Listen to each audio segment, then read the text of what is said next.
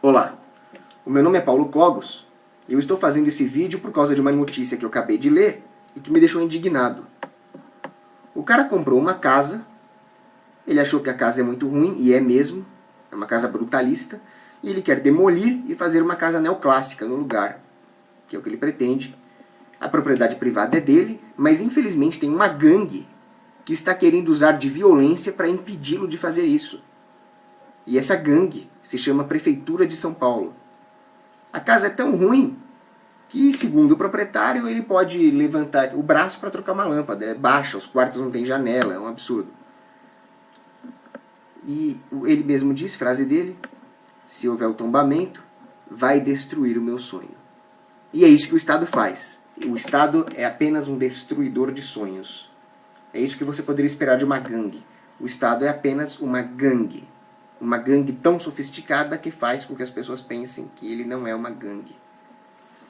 Aí a professora da FAO, Mônica Junqueira de Camargo, justificando essa violência, fala o seguinte: é uma casa que dá para morar muito bem, tem arte e contribui para o acervo da arquitetura paulistana. Bom, se você gosta tanto dessa casa, você vê o proprietário por quanto ele quer vender, ele pagou 2,5, você vê se ele quer 3, 4, que seja, e vai morar lá. Por que você não vai morar lá? Que direito você ou a prefeitura tem de querer ditar o que ele pode e o que ele não pode fazer com a propriedade privada dele? Ele faz o que ele quiser com a propriedade privada dele, desde que, é claro, isso não afete a propriedade dos outros. Ele não poderia construir uma usina de carvão que jogasse fumaça tóxica nas casas do lado, mas não é o caso. Tudo o que ele quer é demolir uma casa ruim para fazer uma casa boa. Ou demolir uma casa boa para fazer uma casa ruim, esse é o problema dele, não é problema de mais ninguém. Bom, o Rui Otaki, ele é um arquiteto, tem outros vários arquitetos muito melhores que ele, mas por que ele goza de tanto prestígio? Porque ele é comunista. Rui Otaki é comunista. Oscar Niemeyer, que é um péssimo arquiteto, era comunista. De forma alguma, a ideologia de um arquiteto afeta a habilidade arquitetônica dele. Existe belíssima arquitetura nazista, que seria muito interessante que fosse preservada.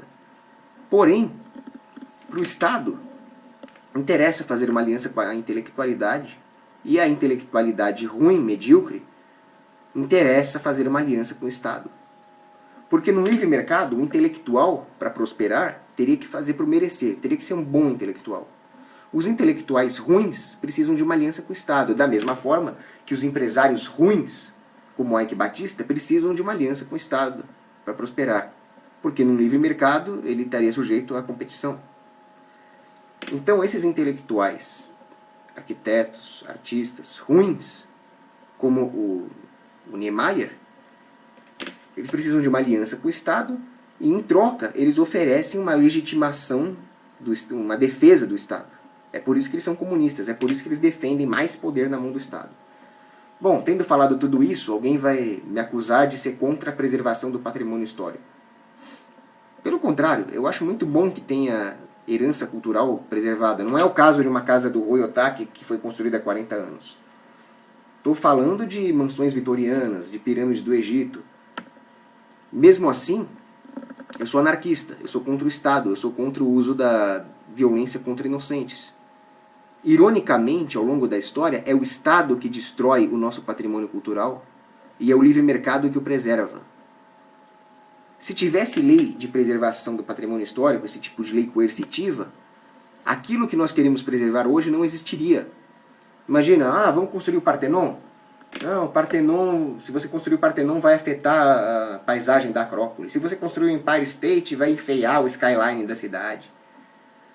Ou seja, se as leis de preservação de patrimônio histórico que valem hoje valessem há 100 anos, não existiria aquilo que você quer preservar hoje. Da mesma forma, aquilo que está sendo construído hoje vai ser patrimônio histórico daqui a 100 anos. Dizia Alain de Botton, existem tantas arquiteturas quanto existem felicidades. Mas o Estado ele é um destruidor da felicidade, ele é um destruidor da cultura. Ele vai impedir que haja novos projetos arquitetônicos, que haja competição entre os projetos arquitetônicos, que o mercado, através da preferência subjetiva do consumidor, escolha aquilo que será preservado ou não. O Estado não. Ele vai impor uma regra, dentro desse distrito o padrão histórico é esse, tudo se uniformiza, como uniformizado é nos países socialistas e nós vamos perder toda a nossa diversidade cultural, toda a nossa diversidade arquitetônica. E não é viagem dizer que o Estado vai destruir também a nossa felicidade e as nossas esperanças. Você está sendo paranoico? Não, não estou. Vamos pegar o próprio Partenon. Ele resistiu durante milênios, sem nenhuma lei de preservação do patrimônio histórico. E sabe por que o telhado dele foi destruído?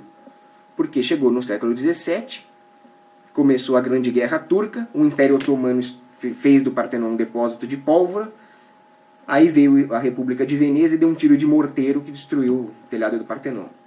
Foi o Estado. Sem contar tudo que foi destruído nas guerras, nos bombardeios contra Dresden, que destruíram patrimônio cultural alemão da Idade Média. E é o Estado que faz as guerras. Eu posso fazer um outro vídeo sobre isso, de como o Estado, e principalmente a democracia, geram os piores tipos de guerra. A democracia é o pior de todos. Sim, eu sou antidemocrata também. Vamos pegar mais exemplos? Aquelas estátuas do Buda que foram destruídas pelo Talibã. Ou em 2007, que o governo turco destruiu os banhos romanos. Quer dizer, o mesmo Estado que os socialistas querem usar para preservar o patrimônio histórico é o que destrói o patrimônio histórico. Vocês não têm nenhuma garantia. Inclusive, o Estado, primeiro, ele vai estar viesado. Ele vai preservar o patrimônio histórico por algum motivo político, por alguma coisa que o mantenha no poder. Afinal, o Estado, longe de ser santo, muito pelo contrário, ele atrai o pior tipo de gente que existe. Ele também é movido por incentivos. E o incentivo dele é ficar no poder. Ele vai construir mega estádios, mega estruturas para fazer desfiles de tropas, ou qualquer coisa onde ele possa arrecadar o máximo de imposto possível. Diferente do Estado, o mercado não. O mercado vai pesar o valor que o consumidor dá para preservação versus o valor daquilo que poderia ser construído no lugar em termos de eficiência. E aquilo que realmente merece ser preservado vai ser preservado. Se você notar, o que nós temos de patrimônio cultural hoje foi preservado pela iniciativa privada. Você vai, por exemplo, para a Suécia, onde tem o famoso Museu Skansen, que foi fundado por um empresário, e lá você tem arquitetura sueca, rural, urbana, de várias épocas, da Idade Média, de tudo quanto é época, de tudo quanto é canto da Suécia, preservados naquele museu. E você vai passeando e vai vendo. Aquilo é iniciativa privada. Tem vários outros exemplos. Tem o príncipe Eugênio, que preservou a sua mansão. Agora, como é que o mercado poderia agir para preservar o patrimônio histórico? De milhões de formas. Uma delas, por exemplo, é o próprio valor que os turistas dão para visitar uma antiguidade. Agora, imagina numa sociedade anarcocapitalista, onde existiriam bairros privados, enclaves privados, e existia uma divisão de trabalho entre esses enclaves. Por exemplo, alguns iam se especializar em ser um centro financeiro, como Manhattan, outros iam ser centros industriais, e algum deles iam lucrar o máximo possível, preservando seu patrimônio histórico. Por exemplo, o Centro Histórico de Veneza, Praça São Marcos, não imagino nada que pudesse ser construído no lugar que atraísse mais turistas e, portanto, mais lucros do que a própria Praça São Marcos. Tem um incentivo enorme, um incentivo de mercado para se preservar aquilo. Ou um grupo de preservacionistas que prezam por alguma coisa, por algum monumento, por algum obelisco, por alguma velha casa onde morou não sei quem, poderiam fazer um fundraising, doações, comprar aquilo e preservar para o resto da eternidade, como eles quiserem. Ou então, um dono de uma propriedade que ele deseja que seja preservada, pode somente vender para um próximo proprietário, mediante um contrato onde ele se compromete a preservar e fazer o mesmo contrato com o próximo com o próximo comprador, e assim por diante. Então, o mercado é que preserva o patrimônio histórico, não o Estado.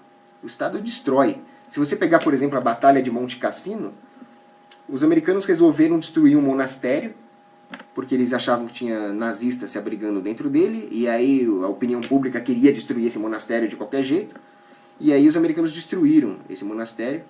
Aí sim, os nazistas que não estavam lá dentro, porque qualquer um que entenda de táticas militares, não é bom ficar dentro de uma construção dessa sob fogo de artilharia, a hora que o monastério foi destruído, eles se aproveitaram e se entrincheiraram nessas ruínas, e aí sim que ficou difícil.